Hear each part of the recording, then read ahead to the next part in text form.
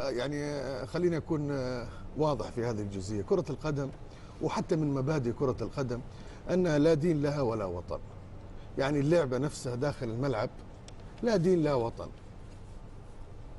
هذه شيء ثابت حتى من ثوابت ومبادئ الاتحاد الفيفا كرة القدم، هذه الثوابت.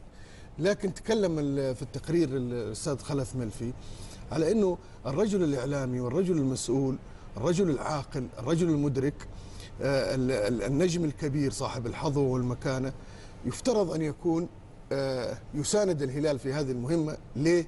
لأنه مساندة الهلال وفوز الهلال بهذه البطولة سيعطي فرصة كبيرة للمنافسة على هذه البطولة لبقية الأندية في المنافسات القادمة. يعني الهلال لو لاحظنا أنه فوز النصر أو عالمية النصر ومونديالية الاتحاد كانت تشكل هاجس بالنسبة للهلال، إن شاء الله في مباراة هذه النهائي أنه أيضا يتجاوزها الهلال ويمنح فرصة أخرى لعودة النصر وعودة الاتحاد والتداول على مثل هذه البطولات، لأنه أيضا هذا يخلق جانب من المنافسة.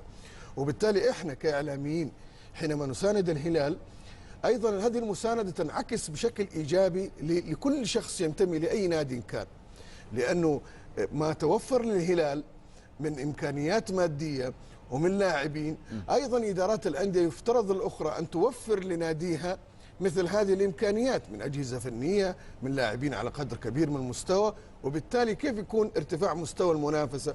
أن يفوز المنافس في إنجازات وتسعى أنت لتحقيقها، وهذا ما سيحدث بمشيئة الله في مباراة النهائي. لذلك احنا ما نبغى نضغط على الجمهور، لكن في بعض المفردات اللي انت ذكرتها حمد غير جيدة. كلنا سيدني وكلنا لا، احنا كلنا الهلال. محور آخر ولكن بعد